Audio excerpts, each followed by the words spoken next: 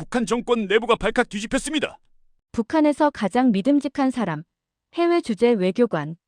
그는 낮에는 위대한 영도자를 외치면서 밤마다 몰래 노트북을 켜고 금지된 세상을 들여다보았습니다.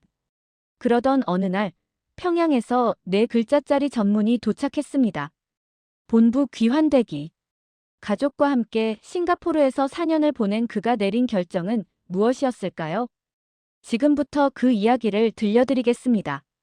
이 영상이 도움이 되셨다면 구독과 좋아요 부탁드립니다. 여러분의 관심이 더 많은 탈북민들의 진실된 이야기를 전할 수 있는 힘이 됩니다. 그 모든 것은 이렇게 시작되었습니다. 싱가포르의 밤은 평양과 달랐습니다. 마리나베이의 불빛들이 바다 위에 흩뿌려지고 거리마다 사람들이 자유롭게 오가는 그 풍경을 저는 4년째 바라보고 있었습니다. 제 이름은 박성철, 당시 52살이었고 조선민주주의인민공화국 싱가포르 주재 대사관 참사관이었습니다. 평양 만경대구역에서 태어나 김일성 종합대학을 나온, 그러니까 북한에서는 꽤 잘 나간다는 집안 출신이었지요. 낮에는 충성스러운 외교관이었습니다.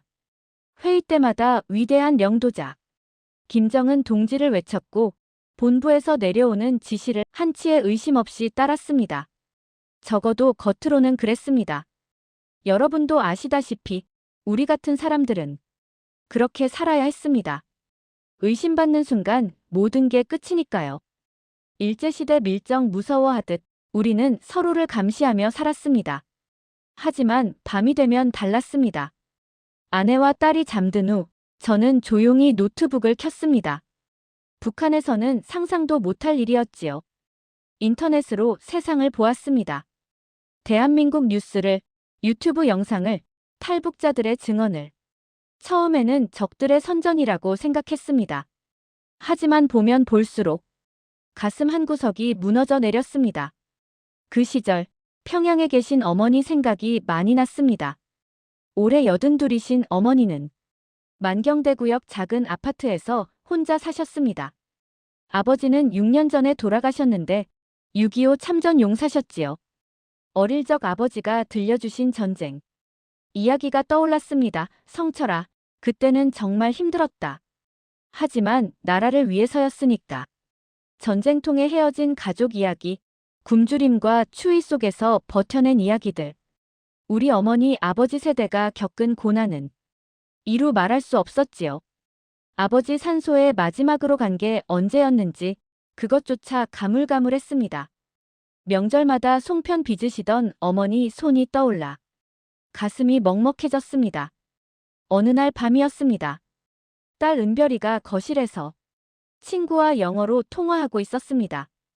14살, 싱가포르 국제학교 2학년이었지요. 예, 일비. 떼어 터마로. 그 아이의 영어는 완벽했습니다. 웃음소리도 밝았습니다. 아내 순이도 거실에서 그 모습을 흐뭇하게 바라보고 있었습니다. 저는 그 평화로운 풍경을 물끄러미 바라보았습니다. 문득 이런 생각이 들었습니다. 이 아이를 평양으로 돌려보내면 어떻게 될까? 그곳에서 은별이는 더 이상 웃지 못할 것입니다. 자유롭게 친구와 통화하는 것도, 인터넷으로 세상을 보는 것도, 꿈을 꾸는 것도 모두 사라질 것입니다. 부모된 마음에 그게 가장 무서웠습니다. 자식 앞길 막는 것만큼 큰 죄가 어디 있겠습니까? 그날 밤 저는 처음으로 잠을 이루지 못했습니다. 창밖으로 싱가포르의 불빛들이 반짝였고 제 마음속에는 작은 균열이 생기기 시작했습니다. 아직은 의문이었습니다. 아직은 흔들림이었습니다. 하지만 그 작은 틈이 모든 것을 바꿔놓을 줄은 그때는 몰랐습니다. 그 무렵 우연한 만남이 있었습니다. 은별이 학교에서 학부모 행사가 열렸습니다. 국제학교라 여러 나라 부모들이 모이는 자리였지요. 저와 아내 순이는 늘 그랬듯이 구석에 조용히 앉아 있었습니다. 북한 외교관이라는 신분이 알려지면 곤란하니까요. 그런데 그날 한 한국인 부부가 우리에게 다가왔습니다. 혹시 한국분이세요? 여자분이 환하게 웃으며 물었습니다. 저는 순간 얼어붙었습니다. 남한 사람이라니. 우리에게 남한 사람은 적이었으니까요. 하지만 아내가 먼저 대답했습니다. 아, 네, 비슷한 곳에서 왔어요. 순이의 재치에 저도 어색하게 웃었습니다. 그분들은 김정호, 김미영 부부였습니다. 싱가포르에서 작은 사업을 하면서 교회 봉사활동을 한다고 했습니다. 나중에 안 사실이지만 선교사로 파송받은 분들이었지요. 처음에는 경계했습니다. 혹시 정보원 아닌가? 우리를 떠보는 건가? 북한에서 평생 그렇게 배웠으니까요. 의심이 곧 생존이었습니다. 하지만 김 집사 부부는 달랐습니다. 아무것도 묻지 않았습니다. 어디서 왔는지, 무슨 일을 하는지 캐묻지 않았습니다. 그저 따뜻하게 대해주었습니다. 은별이와 그 집 아들이 같은 반이라며 종종 집에 초대해 주었고 순이에게는 직접 담근 김치를 나눠주었습니다. 그 김치 맛이 여러분 어떻게 표현해야 할지 모르겠는데 꼭 평양에서 어머니가 담가주시던 그 맛이었습니다. 배추 절이는 손맛, 젓갈 넣는 정성, 그게 똑같았습니다. 같은 민족이라는 게 이런 거구나 싶었지요. 순이는 그날 밤 혼자 울었습니다. 고향 생각난다고 그렇게만 말했습니다. 어느 날 김 집사 부인이 순이에게 작은 책 한 권을 건넸습니다.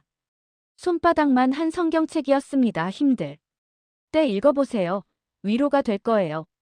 북한에서 성경책은 사형감이었습니다. 발각되면 온 가족이 정치 범수용소로 끌려갑니다. 순이는 떨리는 손으로 그 책을 받아들었습니다. 그리고 그날 밤부터 몰래 읽기 시작했습니다. 그 무렵 본국에서 불길한 소식이 들려왔습니다. 외무성 간부들이 줄줄이 숙청당하고 있다는 소문이었습니다. 하노이 북미 정상회담이 결렬된 후 김정은이 외교관들을 믿지 않는다는 이야기도 들렸습니다. 동료 참사관 한 명이 갑자기 귀국 명령을 받고 평양으로 돌아갔는데 그 후로 연락이 끊겼습니다. 아무리 수소문해도 소식이 없었습니다.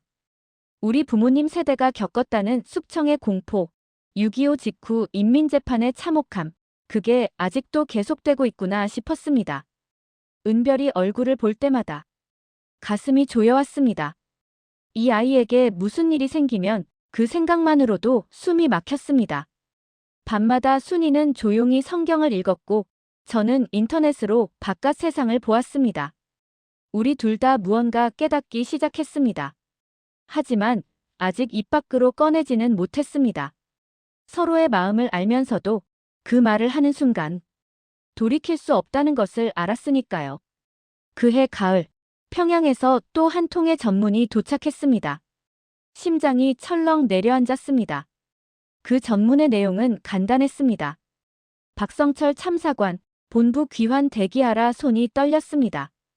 귀국 명령.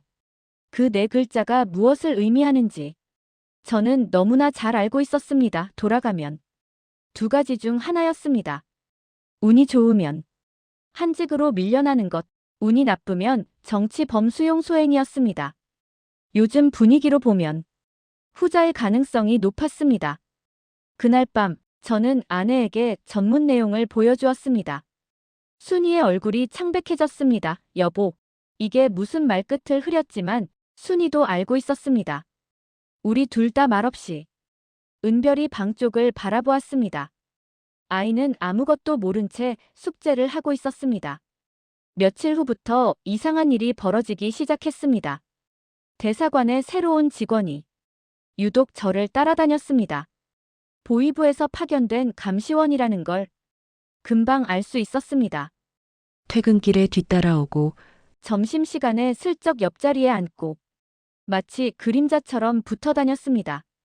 일제시대 형사들이 독립운동가 미행하던 것처럼 우리를 감시하는 거였지요. 더 무서운 건 가족까지 감시한다는 것이었습니다. 순이가 장을 보러 나가면 낯선 남자가 멀찍이 따라왔고 은별이 학교 앞에도 처음 보는 차가 서성거렸습니다. 한 번은 순이가 김 집사 부인을 만나고 왔는데 다음 날 대사관 간부가 요즘 누구 만나느냐고 슬쩍 물었습니다. 등골이 서늘해졌습니다. 우리의 모든 것이 감시당하고 있었습니다. 아내는 밤마다 악몽을 꾸었습니다. 은별이가 끌려가는 꿈을 꿨어. 그 말에 저도 잠을 이룰 수 없었습니다. 새벽까지 천장만 바라보며 뒤척였습니다. 어느 날 은별이가 물었습니다. 아빠, 우리 언제 평양 가요? 저는 대답하지 못했습니다. 곧 가야 해라고 말할 수 없었습니다. 그 아이를 그곳으로 데려가면 더 이상 웃지 못할 것입니다. 자유롭게 꿈꾸던 아이가 감시와 통제 속에서 시들어갈 것입니다. 부모된 마음에 그걸 어떻게 지켜봅니까? 평양에 계신 어머니 생각도 났습니다. 80이 넘은 어머니는 아들이 돌아오기만을 기다리고 계실 것입니다. 하지만 제가 돌아가서 수용소에 끌려가면 어머니도 연좌제로 고통받으실 것입니다. 3대가 벌받는다는 그 무시무시한 법. 우리 아버지 세대, 할아버지 세대도 그렇게 당했다는 이야기를 들었습니다. 밤마다 순이는 성경을 펴들었습니다. 여호와는 나의 목자시니 내게 부족함이 없으리로다. 그 구절을 읽는 아내의 목소리가 떨렸습니다. 저는 그 옆에 앉아 생각했습니다. 이대로는 안 된다. 무언가 해야 한다 하지만 무엇을 어떻게 해야 할지 아직은 알 수 없었습니다. 창밖으로 싱가포르의 밤하늘이 보였습니다. 저 별들 아래 어딘가에 자유가 있을 텐데 우리는 그걸 향해 갈 수 있을까요? 귀국 날짜가 다가오고 있었습니다. 시간이 없었습니다. 더 이상 미룰 수 없었습니다. 귀국 명령을 받은 지 열흘째 되던 밤이었습니다. 은별이가 잠든 후 저는 순이를 거실로 불렀습니다. 아내의 눈빛에서 이미 무슨 이야기인지 짐작하고 있다는 걸 알 수 있었습니다. 우리는 마주 앉았습니다. 창밖으로 싱가포르의 야경이 반짝였지만 그 불빛들이 오늘따라 유난히 멀게 느껴졌습니다. 순이야. 저는 천천히 입을 열었습니다. 우리 돌아가지 말자. 아내는 아무 말 없이 저를 바라보았습니다. 한참을 그렇게 침묵이 흘렀습니다. 저는 계속 말했습니다. 은별이를 그곳으로 데려갈 수 없어. 그 아이의 미래를 우리가 막을 순 없잖아. 목소리가 떨렸습니다. 태어나서 처음으로 탈북이라는 말을 입 밖에 꺼낸 순간이었습니다. 순이가 제 손을 잡았습니다. 여보, 나도 같은 생각이었어. 아내의 눈에 눈물이 고였습니다. 성경 읽으면서 계속 기도했어. 하나님, 길을 보여달라고. 그런데 당신이 먼저 말해줬네. 우리는 서로를 끌어안았습니다. 50년 넘게 살면서 이렇게 무거운 결정을 내려본 적이 없었습니다. 하지만 기쁨도 잠시, 현실이 눈앞에 놓였습니다. 탈북에 실패하면 3대가 처형당합니다. 은별이도, 평양에 계신 어머니도, 여동생 성인의 가족도 모두 위험해집니다. 성인은 평양에서 교원으로 일하고 있었습니다. 조카들도 둘이나 있었지요. 그 생각에 가슴이 찢어지는 것 같았습니다. 특히 어머니 생각에 눈물이 났습니다. 80이 넘은 어머니를 두고 떠나야 한다니. 명절마다 전화로 성철아, 잘 있지? 물으시던 그 목소리가 귓가에 맴돌았습니다. 자식된 도리가 아니었습니다. 어머니께 죄송하다. 저는 중얼거렸습니다. 순이가 제 등을 쓸어주었습니다. 어머니도 이해해 주실 거야.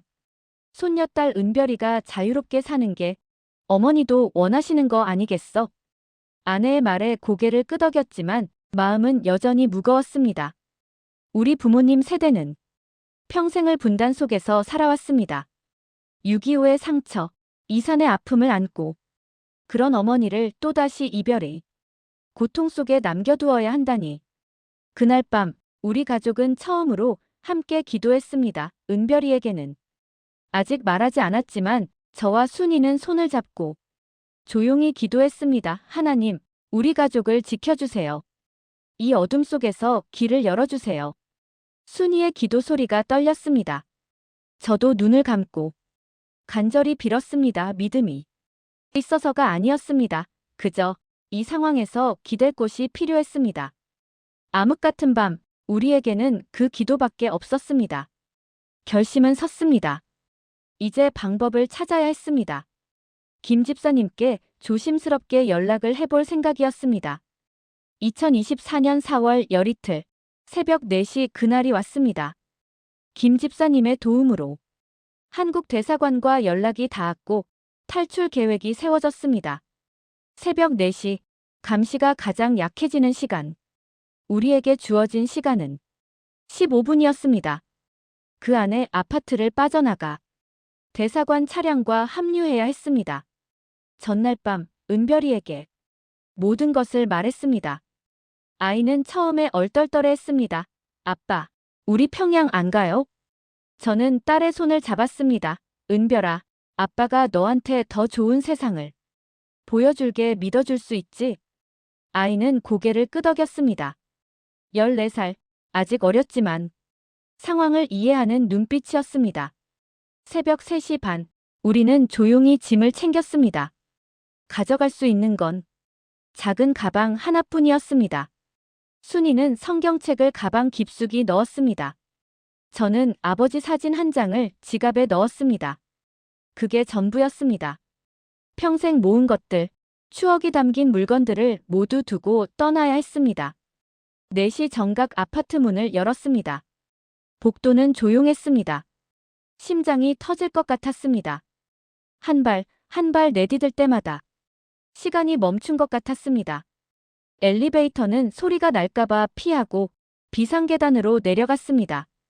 은별이 손을 꼭 잡고 순이가 뒤따랐습니다. 계단을 내려가는 발소리가 그렇게 크게 들릴 수가 없었습니다. 12층을 내려가는 동안 다리가 후들거렸습니다. 순이는 입술을 깨물며 따라왔습니다. 은별이는 겁에 질린 눈으로 저를 올려다보았습니다. 1층에 도착했을 때 심장이 멎는 줄 알았습니다. 현관 앞에 검은 차 한 대가 서 있었습니다. 보이부 차량이었습니다. 숨을 죽였습니다. 순이가 제 팔을 꽉 잡았습니다. 은별이는 떨고 있었습니다. 저는 가족을 데리고 뒷문 쪽으로 돌아갔습니다. 기도했습니다. 제발, 제발. 뒷문을 열고 나왔을 때 골목에 하얀 승합차가 대기하고 있었습니다. 한국 대사관 차량이었습니다. 문이 열리고 직원분이 손짓했습니다. 빨리요. 우리는 뛰었습니다. 젊지 않은 몸으로 그렇게 뛴 적이 없었습니다. 50이 넘은 나이에 새벽 어둠 속을 전력으로 달렸습니다. 순이가 비틀거렸고 제가 부축했습니다. 은별이가 먼저 차에 올랐습니다. 빨리, 아빠. 아이의 다급한 목소리가 들렸습니다. 차 문이 닫히는 순간 뒤에서 고함 소리가 들렸습니다. 저기야. 보이부 요원이 우리를 발견한 것입니다. 차가 급출발했습니다. 뒤를 돌아보니 검은 차가 쫓아오고 있었습니다. 운전하시던 분이 침착하게 말했습니다. 괜찮습니다. 조금만 버티세요. 순이가 울면서 기도했습니다. 하나님, 제발. 은별이를 꼭 껴안았습니다. 아이의 작은 몸이 벌벌 떨고 있었습니다. 저도 모르게 기도가 나왔습니다. 하늘에 계신 아버지, 우리 가족을 지켜주십시오. 15분 한국 대사관까지. 15분이 평생처럼 느껴졌습니다. 대사관 철문이 열리는 순간 저는 무너지듯 주저앉았습니다. 살았습니다. 우리가 살았습니다. 뒤따라오던 검은 차는 대사관 앞에서 멈춰 섰다가 돌아갔습니다. 외국 공관 안에서는 손을 쓸 수 없으니까요.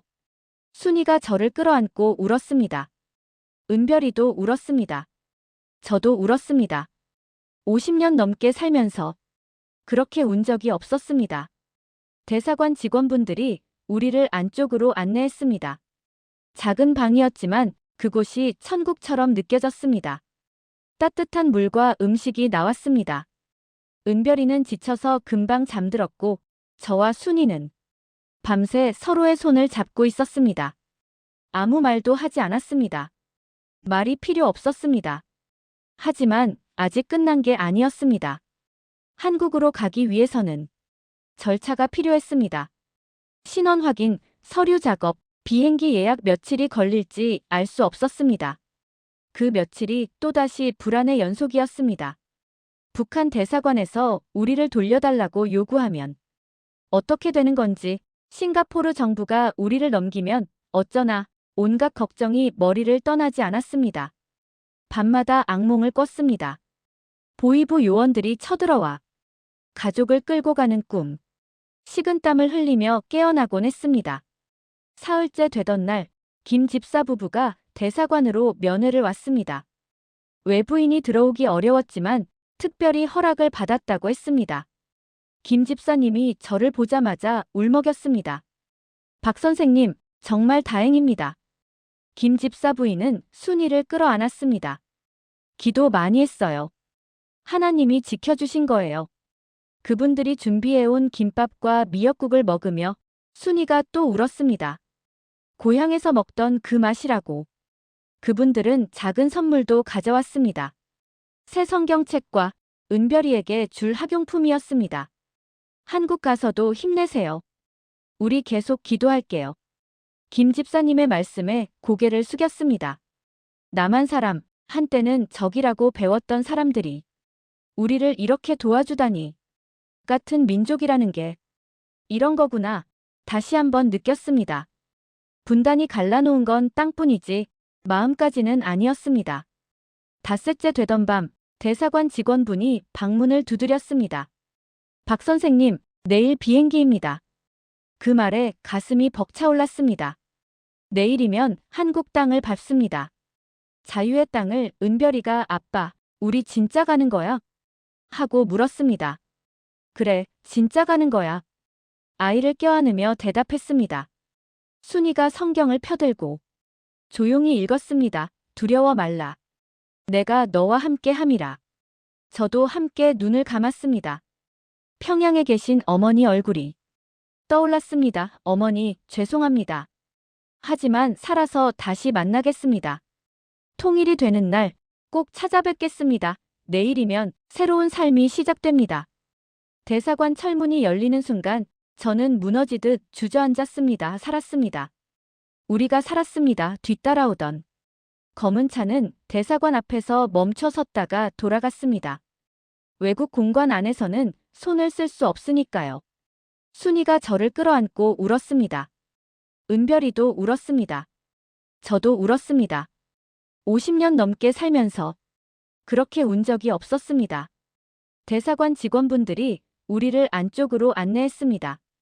작은 방이었지만 그곳이 천국처럼 느껴졌습니다. 따뜻한 물과 음식이 나왔습니다. 은별이는 지쳐서 금방 잠들었고 저와 순이는 밤새 서로의 손을 잡고 있었습니다. 아무 말도 하지 않았습니다. 말이 필요 없었습니다. 하지만 아직 끝난 게 아니었습니다. 한국으로 가기 위해서는 절차가 필요했습니다. 신원 확인, 서류 작업, 비행기 예약 며칠이 걸릴지 알 수 없었습니다. 그 며칠이 또다시 불안의 연속이었습니다. 북한 대사관에서 우리를 돌려달라고 요구하면 어떻게 되는 건지, 싱가포르 정부가 우리를 넘기면 어쩌나, 온갖 걱정이 머리를 떠나지 않았습니다. 밤마다 악몽을 꿨습니다. 보위부 요원들이 쳐들어와 가족을 끌고 가는 꿈. 식은땀을 흘리며 깨어나곤 했습니다. 사흘째 되던 날, 김 집사 부부가 대사관으로 면회를 왔습니다. 외부인이 들어오기 어려웠지만 특별히 허락을 받았다고 했습니다. 김 집사님이 저를 보자마자 울먹였습니다. 박 선생님, 정말 다행입니다. 김 집사 부인은 순이를 끌어안았습니다. 기도 많이 했어요. 하나님이 지켜주신 거예요. 그분들이 준비해온 김밥과 미역국을 먹으며 순이가 또 울었습니다. 고향에서 먹던 그 맛이라고. 그분들은 작은 선물도 가져왔습니다. 새 성경책과 은별이에게 줄 학용품이었습니다. 한국 가서도 힘내세요. 우리 계속 기도할게요. 김 집사님의 말씀에 고개를 숙였습니다. 남한 사람, 한때는 적이라고 배웠던 사람들이 우리를 이렇게 도와주다니. 같은 민족이라는 게 이런 거구나. 다시 한번 느꼈습니다. 분단이 갈라놓은 건 땅뿐이지 마음까지는 아니었습니다. 닷새째 되던 밤, 대사관 직원분이 방문을 두드렸습니다. 박 선생님, 내일 비행기입니다. 그 말에 가슴이 벅차올랐습니다. 내일이면 한국 땅을 밟습니다. 자유의 땅을. 은별이가 아빠, 우리 진짜 가는 거야? 하고 물었습니다. 그래, 진짜 가는 거야. 아이를 껴안으며 대답했습니다. 순이가 성경을 펴들고 조용히 읽었습니다. 두려워 말라. 내가 너와 함께 함이라. 저도 함께 눈을 감았습니다. 평양에 계신 어머니 얼굴이 떠올랐습니다. 어머니, 죄송합니다. 하지만 살아서 다시 만나겠습니다. 통일이 되는 날 꼭 찾아뵙겠습니다. 내일이면 새로운 삶이 시작됩니다. 한국에서의 첫날 밤, 저는 태어나서 처음으로 편히 잠들었습니다. 국정원 보호조사를 마치고 하나원에 입소했습니다. 하나원은 탈북민들이 한국 사회에 적응하도록 도와주는 곳이었습니다. 처음에는 모든 게 낯설었습니다. 자유롭게 말하는 것, 마음대로 외출하는 것, 인터넷을 쓰는 것. 50년 넘게 감시받으며 살다가 갑자기 자유가 주어지니 오히려 어색했습니다. 가장 충격받은 건 마트에 처음 갔을 때였습니다. 물건이 넘쳐났습니다. 쌀, 고기, 과일, 과자, 생필품 없는 게 없었습니다. 24시간 편의점도 있었습니다. 북한에서는 배급받으려고 줄을 서던 그 물건들이 여기서는 아무나 살 수 있었습니다. 순이가 저를 보며 울었습니다. 여보, 이게 진짜 현실이야? 저도 대답하지 못했습니다. 이게 현실이었습니다. 같은 민족이, 같은 핏줄이 이렇게 다르게 살고 있었습니다. 분단의 비극이 이런 거구나. 뼈저리게 느꼈습니다. 은별이는 금방 적응했습니다. 젊은 세대는 역시 빨랐습니다. 한국 학교에 전학하고 친구들을 사귀고 K-팝을 듣기 시작했습니다. 가끔 아이가 친구들과 웃으며 떠드는 모습을 보면 가슴이 벅찼습니다. 이 아이를 데리고 온 게 잘한 거구나. 싱가포르에서 내린 그 결정이 틀리지 않았습니다. 하나원에서 교회분들을 만났습니다. 탈북민을 돕는 봉사자분들이었습니다. 그분들의 권유로 가족이 함께 교회에 다니기 시작했습니다. 처음에는 어색했지만 찬송가를 부르고 예배를 드리면서 마음이 편안해졌습니다. 싱가포르에서 김 집사님 부부가 심어준 씨앗이 이제야 자라나는 것 같았습니다. 순이는 하나님이 우리를 여기까지 인도해 주셨어라고 말했습니다. 저도 그렇게 믿기로 했습니다. 하지만 기쁨만 있는 건 아닙니다. 밤마다 평양에 두고 온 어머니가 생각납니다. 80이 넘은 어머니가 어떻게 지내실지, 혹시 저 때문에 고초를 겪으시는 건 아닌지 가슴이 찢어지는 것 같습니다. 여동생 성인의 가족도 걱정됩니다. 아버지 산소에 성묘도 못 가고 있습니다. 이산 가족의 아픔이 이런 거구나. 이제야 알겠습니다. 통일이 되면 가장 먼저 어머니를 찾아뵙겠습니다. 아버지 산소에도 가겠습니다. 고향 만경대 거리를 다시 걸어보고 싶습니다. 어릴 적 뛰놀던 골목길, 친구들과 공차던 운동장. 그 모든 것이 그립습니다. 우리 세대의 통일을 볼 수 있을까요? 그날이 오기를 간절히 기도합니다. 북녘에 계신 어머니도 여동생도 모든 이산 가족이 만날 수 있는 그날을요. 저는 이제 두려움 속에서 살지 않습니다. 딸 은별이에게 자유로운 세상을 물려주기 위해 오늘도 살아갑니다. 그리고 언젠가 북에 두고 온 가족들을 다시 만날 그날을 기다립니다. 하나님께서 그날을 허락해 주실 거라 믿습니다. 여러분, 감사합니다.